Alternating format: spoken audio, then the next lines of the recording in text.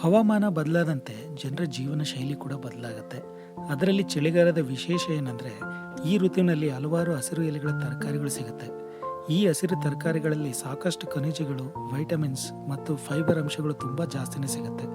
ವೀಕ್ಷಕರೇ, ಈ ದಿನ ನಾವು ನಿಮಗೆ ಹೇಳ್ಕೊಡ್ತಿರೋಂಥ ರೆಸಿಪಿ ಮೆಂತ್ಯ ಕಡುಬು.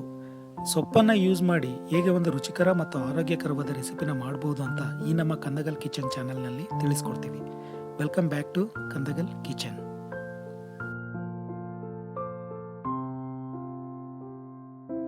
ಈ ರೆಸಿಪಿಗೆ ಬೇಕಾಗಿರೋಂಥ ಇಂಗ್ರೀಡಿಯೆಂಟ್ಸು: ಅರ್ಧ ಬೌಲ್ ನೆನೆಸಿಟ್ಕೊಂಡಿರೋಂಥ ತೊಗರಿಬೇಳೆ, 5ರಿಂದ 6 ಬೆಳ್ಳುಳ್ಳಿ, ಇದನ್ನು ಚೆನ್ನಾಗಿ ಚಾಪ್ ಮಾಡ್ಕೊಂಡಿದ್ದೀವಿ, ಒಂದು ಈರುಳ್ಳಿ, ಸ್ವಲ್ಪ ಶೇಂಗಾ ಹುರಿದಿರುವಂಥದ್ದು, ಅರ್ಧ ಕಟ್ಟು ಮೆಂತ್ಯ ಸೊಪ್ಪು, ಒಂದು ಸ್ವಲ್ಪ ಪಾಲಕ್, 3 ಮೆಣಸಿಕಾಯಿ, 1 ಬೌಲು ಗೋಧಿ ಹಿಟ್ಟು. ಮೊದಲಿಗೆ ನೆನೆಸಿಟ್ಕೊಂಡಿರೋಂಥ ತೊಗರಿಬೇಳೆನ ಕುಕ್ಕರ್ನಲ್ಲಿ ಹಾಕೊಂಡು ಬೇಯಕ್ಕೆ ಇಟ್ಕೋಬೇಕು. ಅದ್ರ ಜೊತೆ ಸ್ವಲ್ಪ ಅರಿಶಿನ ಬೆರೆಸ್ಕೊಳ್ಳಿ.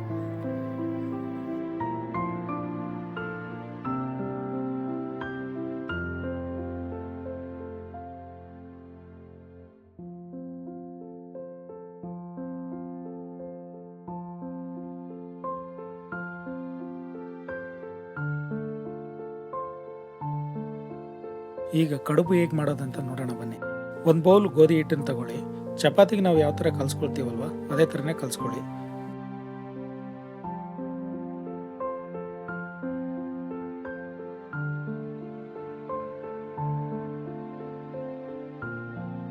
ನಾವೀಗ ಕಡುಬು ಮಾಡೋ ಪ್ರಾಸೆಸ್ ಹೇಗೆ ಅಂತ ನೋಡೋಣ.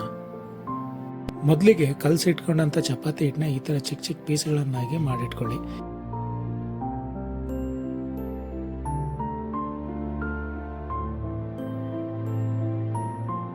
ಈಗ ನಾವು ವಿಡಿಯೋದಲ್ಲಿ ತೋರಿಸೋ ಥರ ಸಣ್ಣದಾಗಿ ಕಡುಬುಗಳನ್ನ ಮಾಡ್ಕೋಬೇಕು.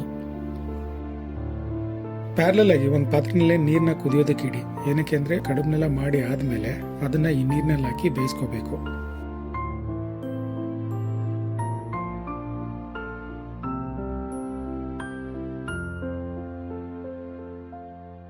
ಇಲ್ಲಿಗೆ ಕಡುಬು ಮಾಡೋ ಪ್ರೊಸೆಸ್ ಮುಗಿದಿದೆ.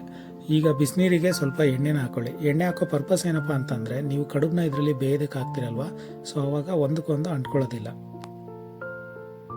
ಈಗ ನಾವು ಕಡುಬುಗಳನ್ನ ಬಿಸಿನೀರಿಗೆ ಹಾಕ್ತಾ ಇದ್ದೀವಿ. ಹಾಕ್ಬೇಕಾದ್ರೆ ಒಂದಕ್ಕೊಂದು ಅಂಟ್ಕೊಳ್ದೇ ಇರೋ ಥರ ಹಾಕಬೇಕು.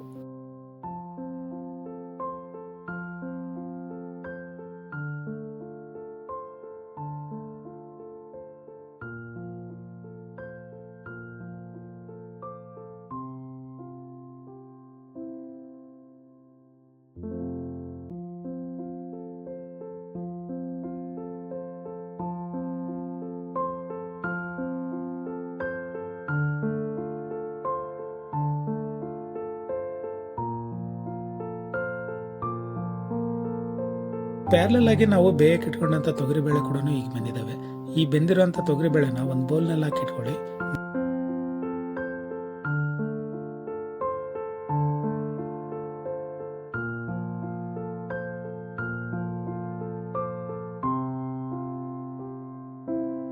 ಈಗ ಇನ್ನೊಂದು ಕಡೆ ಒಗ್ಗರಣೆ ಪ್ರಾಸೆಸ್ನ ಸ್ಟಾರ್ಟ್ ಮಾಡೋಣ.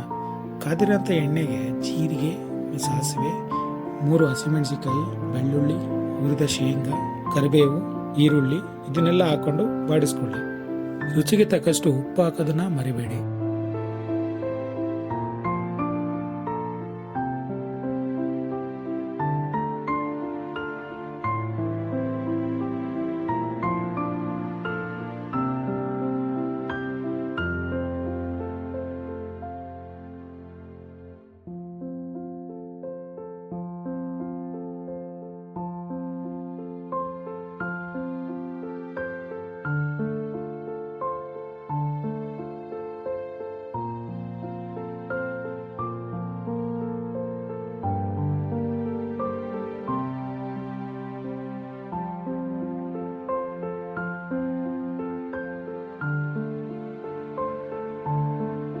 ಒಗ್ಗರಣೆ ಚೆನ್ನಾಗಿ ಬೆಂದಾದ್ಮೇಲೆ ಅದಕ್ಕೆ ಸ್ವಲ್ಪ ಸಾಂಬಾರ್ ಪುಡಿ, ಸ್ವಲ್ಪ ಧನಿಯಾ ಪುಡಿ, ಇದ್ರ ಜೊತೆ ಚಿಕ್ಕದಾಗಿ ಕಟ್ ಮಾಡ್ಕೊಂಡಿರೋಂಥ ಮೆಂತ್ಯ ಸೊಪ್ಪನ್ನ ಹಾಕೊಂಡು ಬೇಯಿಸ್ಕೊಳ್ಳಿ.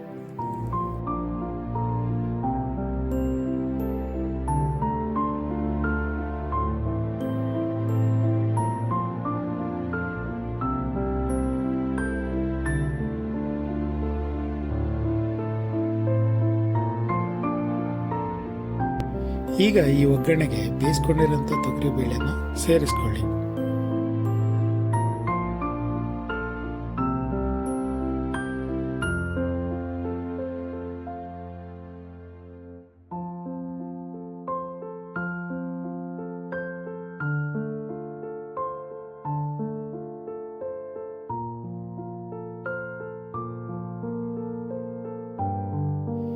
ಈಗ ಕಡುಬುಗಳು ಕಂಪ್ಲೀಟ್ ಆಗಿ ಬಂದಿದ್ದಾವೆ.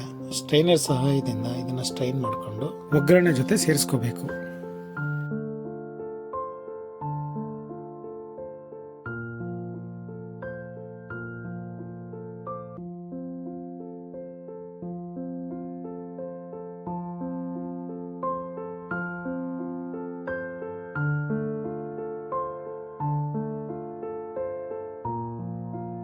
ಕಡುಬು ಬೇಯಿಸ್ಕೊಂಡು ಸ್ಟ್ರೈನ್ ಮಾಡ್ಕೊಂಡಿರೋಂಥ ನೀರನ್ನ ಈಗ ಇದ್ರ ಜೊತೆ ಸೇರಿಸ್ಕೊಳ್ತಾ ಇದ್ದೀವಿ. ಜೊತೆಗೆ ರುಚಿಗೆ ತಕ್ಕಷ್ಟು ಉಪ್ಪು, ಸ್ವಲ್ಪ ಮನೆಯಲ್ಲೇ ಮಾಡಿರೋಂಥ ಖಾರ ಪುಡಿನ ಬೆರೆಸ್ಕೊಳ್ತಾ ಇದ್ದೀವಿ.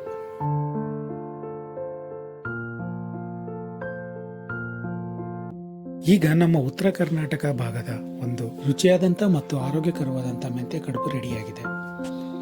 ಈ ವಿಡಿಯೋ ನಿಮಗೆ ಇಷ್ಟ ಆಗಿದ್ರೆ ಶೇರ್ ಮಾಡಿ, ಲೈಕ್ ಮಾಡಿ, ಸಬ್ಸ್ಕ್ರೈಬ್ ಮಾಡೋದನ್ನ ಮರಿಬೇಡಿ. Thank you.